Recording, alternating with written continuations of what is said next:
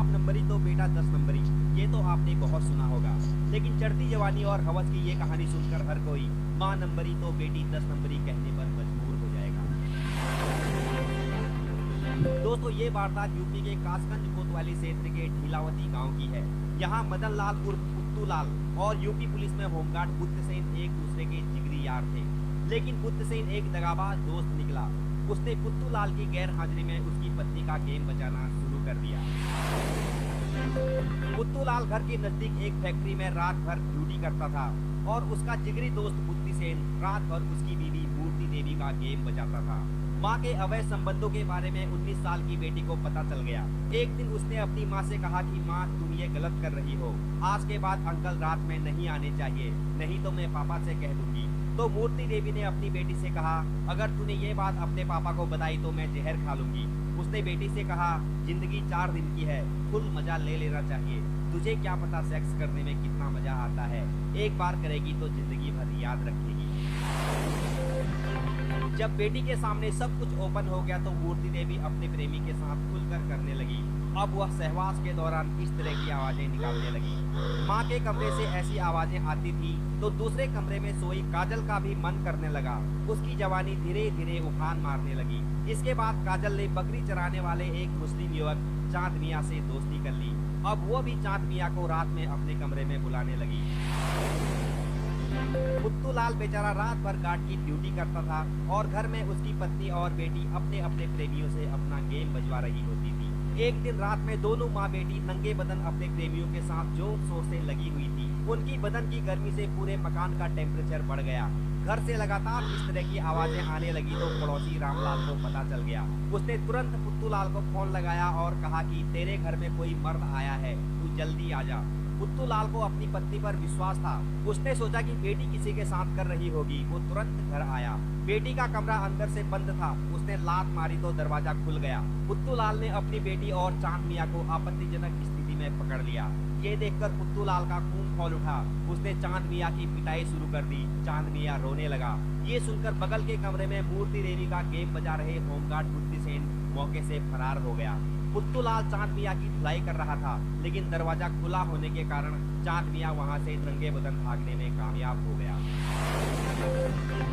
पुत्तू लाल गुस्से में आग बबूला था। उसका गुस्सा कम होने का नाम नहीं ले रहा था। उसने दूसरे दिन अपने दोस्त बुद्धि सेन से संपर्क किया और चांद मियाँ को मौत के घाट उतारने का फैसला लिया। फिर इन दोनों दोस्तों ने चांद मियाँ की हत्या करके उसके शव को काली नदी में बहा दिया। बेटी काजल को पता था कि पिता और उसके दोस्त बुद्धि सेन ने उसके प्रेमी को मौत के घाट उतार दिया है। प्रेमी के मौत के बाद काजल गुमसुम रहने लगी। हत्या के 2-3 दिन बाद बुद्धि सेन फिर से रात को मूर्ति देवी के कमरे में आने लगा। ये देखकर काजल का खून खौलने लगा। काजल को मन ही मन अपनी माँ से नफरत होने लगी। वो सोचने लगी, मेरे प्रेमी को मौत के घाट उतार कर खुद मजे ले रही है। अब उसे अपनी माँ से जलन होने लगी। जब काजल से रहा नहीं गया तो उसने एक दिन ये बात अपने पिता पुत्तू लाल को बता दी। बेटी के मुंह से ये बात सुनकर पुत्तू लाल ने उल्टा उसी की पिटाई कर दी। वो बोला, मेरी पत्नी और मेरा दोस्त कभी मेरे साथ विश्वासघात नहीं कर सकते हैं। तुझे अपनी माँ पर ऐसा इल्जाम लगाते हुए शर्म नहीं आ रही है? तो काजल बोली, पापा आपको विश्वास नहीं है तो आज रात को मैं आपको मिस कॉल मारूंगी, आप घर आकर देख लेना। जब रात को बुद्धि सेन मूर्ति देवी की बजा रहा था तो काजल ने अपने पापा को मिस कॉल मार दी। बेटी की मिस कॉल देखकर पुत्तू लाल घर पहुंच गया। उसने कमरे में अपनी पत्नी और अपने दोस्त को नंगे बदन एक दूसरे से लिपटा हुआ देख लिया। ये देखकर पुत्तू सेन ने दोनों को खूब खरी खोटी सुनाई और अपने दोस्त से कहा कि आज के बाद तू मेरे घर के आसपास नजर भी मत आ जाना। तो बुद्धि सेन उससे बोला, तू मुझे अपनी पत्नी का गेम बजाने से नहीं रोक सकता। अगर तू रोकेगा तो मैं चांद मियाँ की हत्या के बारे में पुलिस को बता दूंगा। ये सुनकर पुत्तू लाल डर गया। अब मूर्ति देवी और बुद्धि सेन और भी ज्यादा खुलकर करने लगे। अब उनको किसी का डर नहीं था। पुत्तू लाल को ये सब अपनी आंखों से देखना पड़ रहा था, लेकिन जेल जाने की डर से वो सब कुछ सह रहा था। हालांकि उसके दिल में आग लगी हुई थी। पुत्तू लाल ने अपनी पत्नी से प्रेम विवाह किया था। उसने एक दिन अपनी पत्नी को अपनी जवानी के दिन याद दिलाए जब वो दोनों एक दूसरे के बिना एक पल भी नहीं रह पाते थे। फिर उसने अपनी पत्नी से कहा, आखिर तुमने मेरे साथ इतना बड़ा धोखा क्यों किया?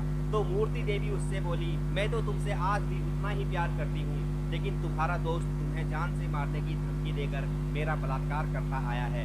मैंने उसे अपनी मर्जी से नहीं दिया है। फिर पुत्तूलाल ने अपनी पत्नी से कहा, अगर तू मुझसे आज भी उतना ही प्यार करती है तो तुझे मेरा साथ देना पड़ेगा।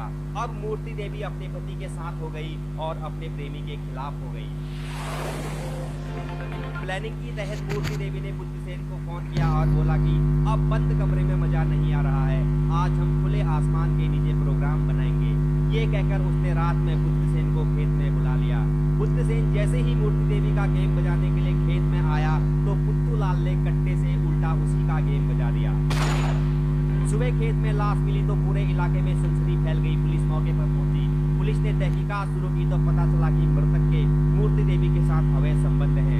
जब पुलिस ने मूर्ति देवी से पूछताछ की तो उसने हत्याकांड का खुलासा करते हुए पूरी कहानी पुलिस को बता दी, जिसके बाद पुलिस ने दोनों पति पत्नी को जेल भेज दिया।